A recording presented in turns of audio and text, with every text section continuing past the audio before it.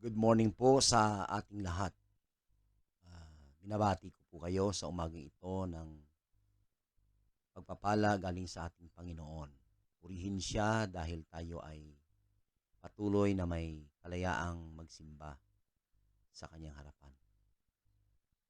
Bago po tayo dumako sa ating pag-aaral ng banal na salita, tayo po muna ay manalangin. Langin po tayo. Father in heaven, we thank you for this morning. We thank you for new life that was given unto us. New strength to be found in you and the joy of serving and worshiping you. And today, we want to glorify and honor you through the word that we are about to hear. We believe that you alone can give us the message, and your servant is just a mouthpiece. We're asking the Holy Spirit to fill each and every one of us, and in their midst, you create the spirit of worship, and may we glorify and honor you. Be gracious to us, Father. Thank you for answering our prayer. We commit and we ask this in Jesus' name. Amen. Ang akin pong babasahing text sa umagang ito ay makikita o matatagpuan natin sa libro ni Luke, no? The book of Luke chapter 17. And I will be reading to you verse 11 down to 15. Luke chapter 17 verses 11 down to 15. Ito po ang sinasabi ng salita ng Panginoon. Now it happened as he went to Jerusalem that he passed through the midst of Samaria and Galilee. Then as he entered a certain village, there met him 10 men who were lepers, who stood afar off. And they lifted up their voices and said, Jesus, Master, have mercy on us.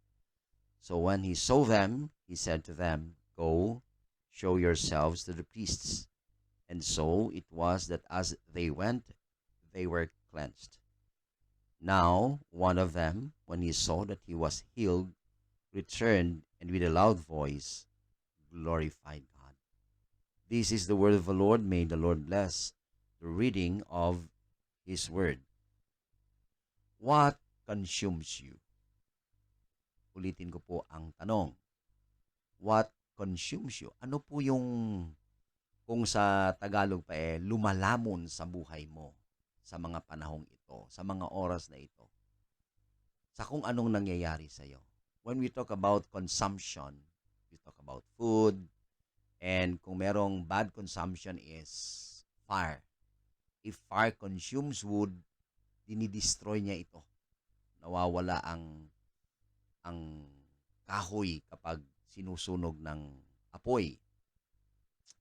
Ang good side or positive side naman ng consumption is kapag ang water ay dumadaloy galing sa ilog at ito ay pumupunta sa palayan. Ito ay nagbibigay buhay. Pero minsan, kung ito ay sumusobra, ito rin ay nakamamatay kagaya ng pagbaha. Ito ay nakakasira rin. So both fire and water, if properly used, maganda ang effect nila. Pero kapag ito ay nag-o-overflow, ito ay hindi nakokontrol, ito ay sumisira ng kung anumang kanilang madadaanan, kanilang madidikitan. Tinatanong ko po kayo kasi ang passage na binasa natin is a passage about 10 lepers who were healed by the Lord Jesus Christ, and there is one thing that consumes them, and that is their disease, leprosy. Sa kanilang panahon, kapag ikaw ay mayroong leprosy, hindi ka maaaring sumama sa normal na pumumuhay ng society. Kailangang lumayo kayo sa community dahil nakakahawa ito. Dahil dito, sila ay limitado, hindi sila masyadong nakakagalaw, nakakakilos, o basta-basta na lang makakapunta sa kung saan-saan, hindi kagaya ng isang taong walang sakit na leprosy. At kung titingnan po natin sa passage, sinabi dito ni Dr. Luke na Jesus Christ actually intended to enter this particular place in Samaria. Now, it happened as he went to Jerusalem that he passed through the meads of Samaria and Galilee. Para maunawaan po natin, ang mga Jew, they really don't go through Samaria. If they want to go to Jerusalem, going down to Jerusalem, coming from Galilee, they cross the Jordan River para lang umiwas sa lugar na tinatawag na Samaria dahil they have no dealing with the Samaritans. Remember the Samaritan woman at the well. When the Lord Jesus Christ talked to him and asked him for water, sabi niya, bakit kinakausap mo ako? Walang dealing, sabi ni John doon is, wala kasing dealing ang mga Samaritans with the Jews. There is an animosity, the spirit of animosity. They don't like each other because of their past history. But eto ngayon, si Jesus Christ, galing ng Galilee, and instead na mag-cross over siya sa Jordan River, talagang dumaan siya sa gitna. Ito yung sinabi, sa gitna, in the midst of Samaria and Galilee. Because he knows, I believe, he knows that there are people like the 10 lepers who are consumed and is limited by their disease. And they need healing coming from the Lord Jesus Christ. Sa buhay po natin, marami tayong mga problema. Marami yung nagkukonsume sa atin. Marami ang naglilimit sa mga pwede nating gawin. And I don't know what consumes you today. Maybe what consumes you is gusto nyo nang umuwi ng Pilipinas. Like me, gusto ko rin magbakasyon doon sa aming bahay sa Tarlac dahil matagal na rin po akong hindi nakakauwi. And it consumes me to see my mother. So, kung minsan, ito yung positive motivation natin na kung ang nagko-consume sa atin is ang need ng ating family, gumaganda ang ating ginagawa. Pero kung ang mga bagay na nagko-consume sa atin ay hindi nakakatulong, mas lalo itong nakakasira. Sa panahong ito, maraming mga bagay ang nagdi-disturb sa ating buhay. And we need the guidance and the power of God to really help us on what consumes our life. So there is a spiritual parallel between leprosy and life. Both can consume you. Life with all its concern can really consume you kung hindi po tayo marunong kumontrol sa mga nangyayari sa ating buhay. So kung nangyayari po ito sa inyo, overwhelmed kayo sa sobrang dami ng concern ninyo, may mga guidelines po tayo na makikita galing sa Bible kung paano natin ito harapin. Guidelines on how to deal with the things that consumes us. By the way, ang title ko po sa umagang ito is Consumed Christians. Consumed Christians. So kung nangyayari sa iyo ang mga bagay na ito, dapat nating tandaan ang guidance ng salita ng Panginoon. Galing po dito sa passage na binasa natin, unang-una po, na guidance natin is, when you are consumed with so many concerns, take your problem to Jesus. Number 1 po yon na kailangan nating gawin. Kung atin pong makikita dito sa ating passage, nang pumasok na si Jesus Christ doon sa village na kung saan mayroong 10 mga itongin, no? May ketong na mga lalaki. They stood afar off. Yun yung sinabi dito sa verse 12. And they lifted up their voices and said, Jesus, Master, have mercy on us. See, sometimes when we are so overwhelmed with so many problems, we don't just go directly to God. We don't even ask Him on what to do. We look for things, our ways of solving things in our lives, our problems. Kapag walang pera, hindi ka naman magsasabi sa Diyos, Lord, pautangin mo muna ako. Walang ganon, di ba? Pupunta ka sa taong may pera para doon ka umutang. Pero we miss the ways of God on how to solve our problems. Usually, ganon naman talaga yung common problem natin. Money. If you don't have money, you will have difficulty in moving around and helping other people. especially your family. Pero we miss out the miracle working power of God in our life if we miss out also of prioritizing Him in asking about your needs. So maraming Christian ang ganito. Sabi nga ng isang pulis, kapag may mga aksidente, dapat tandaan natin, sabi nila, pangalawa raw ang pulis na tinatawag ng mga tao. Ano daw ang una? Ang Diyos. Kasi pag may na-aksidente, Diyos ko. O, di ba? O, pag nakarealize na sila na may na-aksidente, biglang sasabi, tumawag kayo ng pulis.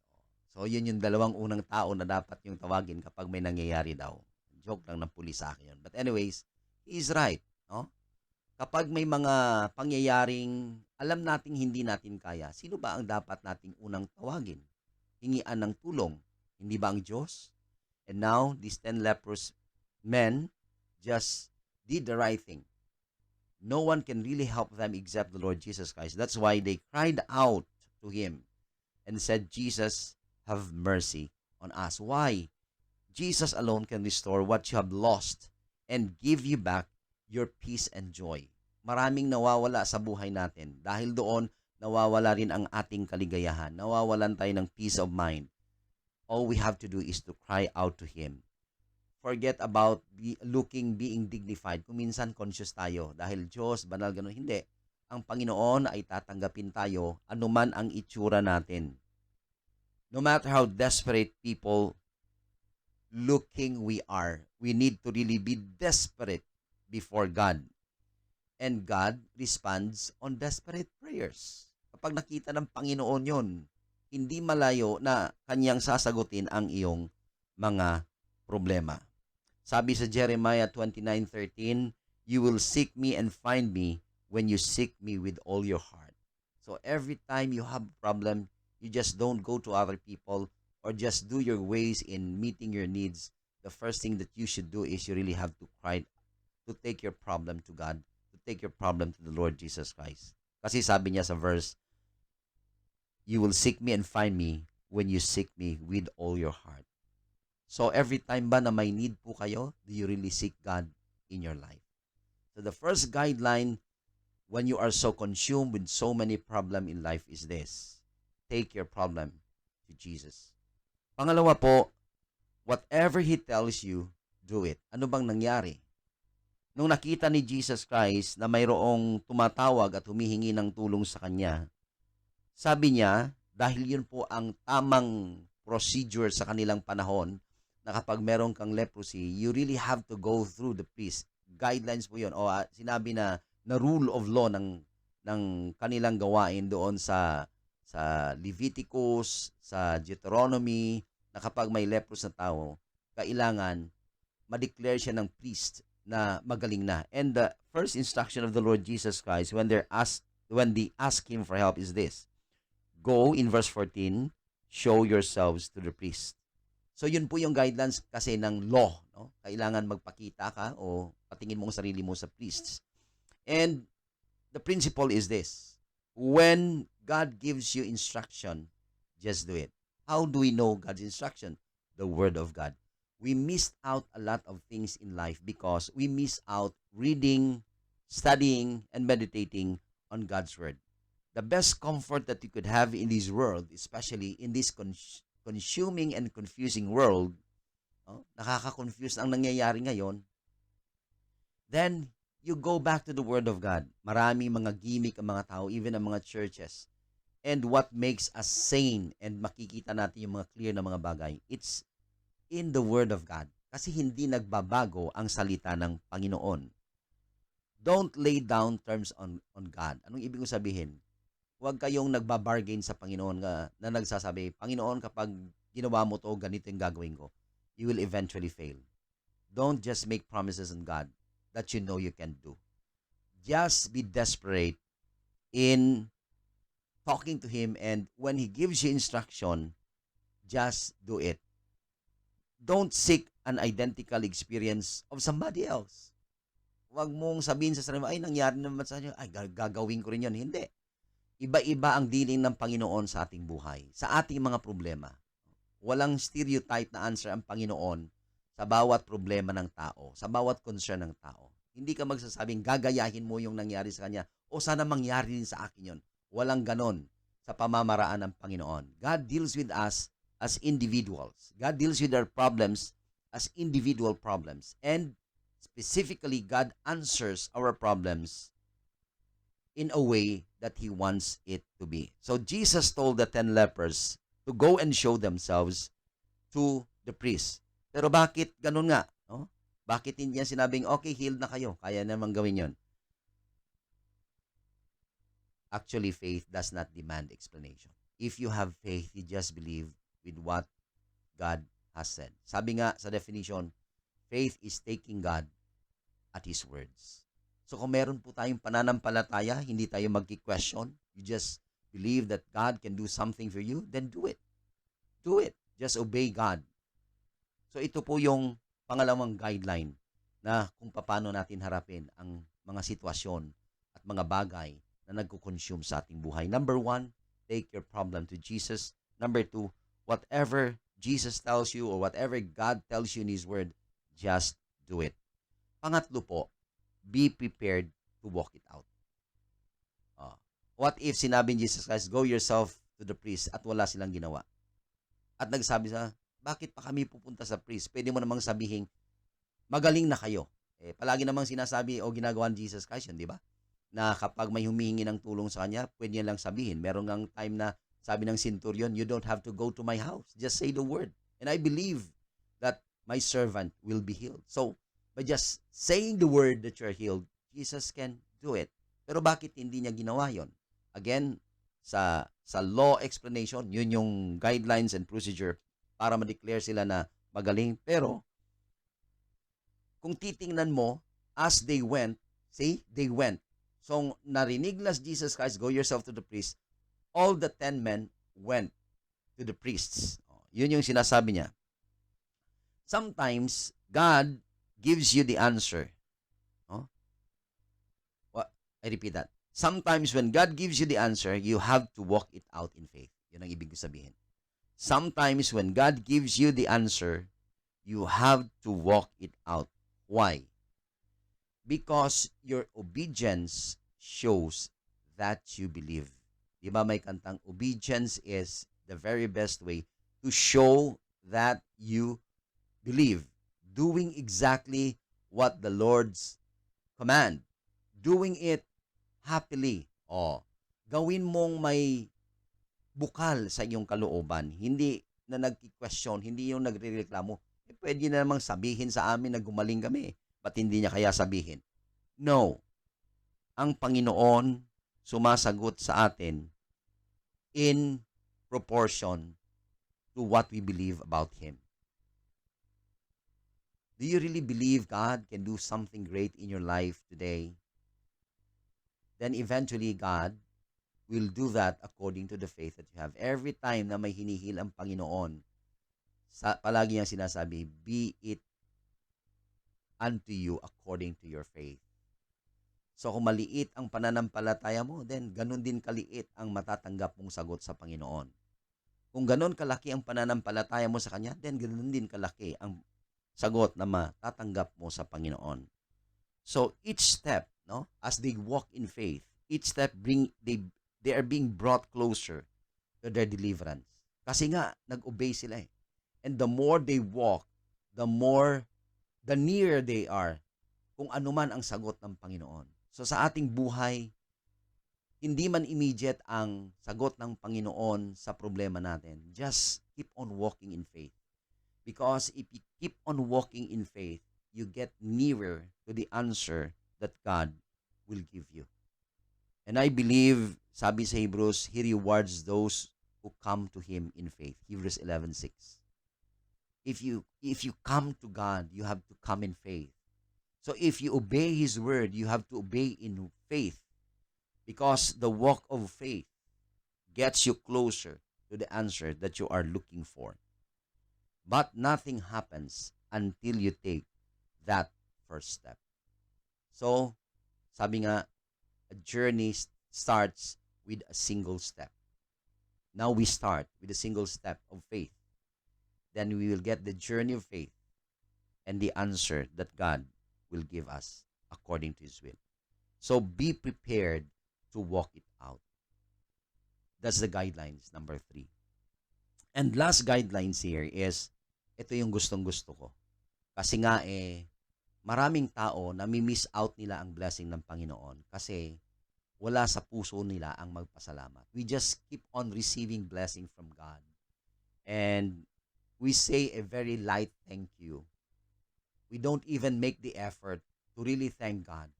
Now, how do we show our thanksgiving to God as we look at the attitude of 1 out of 10, one leprous man who went back to the Lord Jesus Christ to thank Him? Guidelines number 4 is this: if you are so consumed with so many things, especially negative things, don't forget to thank Him. Bakit sabi ko negative things? Kasi inuman doon sa 1 Thessalonians 5 na, in everything give thanks, for this is the will of God in Christ Jesus concern you. In everything give thanks. Hindi niya naman sinabing sa magagandang bagay lang tayo magpapasalamat. Sinabi niya sa lahat ng bagay, pasalamatan natin ang Panginoon. So we miss out the joy of going through. Tandaan po natin, isa sa mga meditation ko na binigay sa mga member is this: when we are asking for blessing, when we are asking for promotion, na ma-promote tayo, expect suffering. Bakit? Yung suffering kasi, yun yung test ng Panginoon ng faith mo if you are worth the promotion. So every time we ask blessing, every time we ask promotion coming from God, God will really give us a test if you are worth that promotion. So same here. They are about to be healed, but they have to walk it out.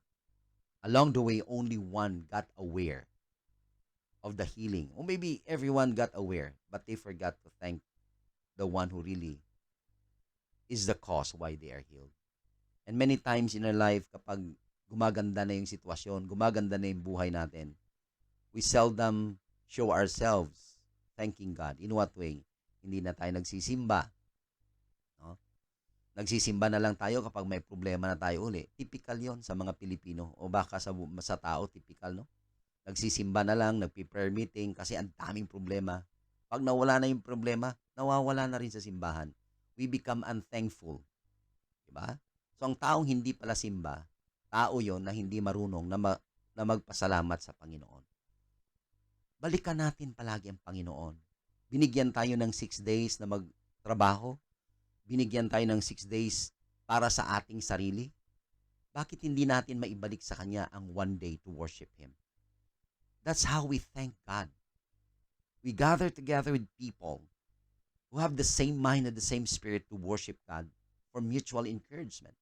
Yun yung sinasabi sa Hebrews 10:24 and 25. We can spur one another to love and to do good work when we are gathered together. We help one another kapag weak tayo. Merong mga Kristiyanong pwede nating malapitan. Talagang matalino ang Diyos na pinasulat niya yon. Kailangan natin na mag-fellowship together with one another and to have a community of worshipers every Sunday. Kasi alam ng Panginoon, kailangan natin ang isa't isa. So, don't forget to thank Him by going to church. Marami pa maraan na pwede tayong magpasalamat sa Panginoon sa pagbibigay natin ng ating offerings. Pagpapasalamat natin sa Panginoon, ang ating praises, ang ating pagkanta. There are so many things that we could really thank God. Pero kung may isa pang bagay na talagang pinapasalamatan natin ng Panginoon, always go back to the one who has caused the healing and the solution of your problem in your life. Only one of the 10 lepers returned to give thanks. And Jesus noticed it. God notices the person who knows how to thank Him. Hindi kapabaya-bayaan ng Panginoon. He is aware of who you are. Kaya kailangan natin na maunawaan yon. Kasi hanggang sa panahon natin, He still does know and care for those who know how to thank Him. You can go to Him in confidence for your next answer when you remember to give Him thanks for the last time that He did a miracle for you. please don't forget to thank God by going back to Him. So, 4 na guidelines po para sa mga consume Christian. Makonsume tayo ng presensya ng Panginoon. Hindi dapat tayo makonsume ng problema ng mundong ito. Guideline number 1, take your problem to Jesus. Number 2, whatever He tells you, do it. Number 3, be prepared to work it out. And last, don't forget to thank Him. I tell you, miracles happen to those who knows how to follow God and thank God in their life. May the Lord bless us all. Shall we pray? Father in heaven, we thank you for the message that we have this morning. Bless this, that we will continue to follow you, to obey you in faith. Most especially, thank you. In the way we do things, in the way we worship you, in the way we talk and speak, in the way we have fellowship with one another, may we be found to be thankful people. Lord, in your word, may you be glorified in our life. May you be glorified in our thoughts, in our action, in the way we deal with people. May you be glorified. Thank you for giving us your word, and thank you for answering this prayer. We commit and we ask all these things in Jesus' name. Amen. God bless everyone. Have a blessed Sunday.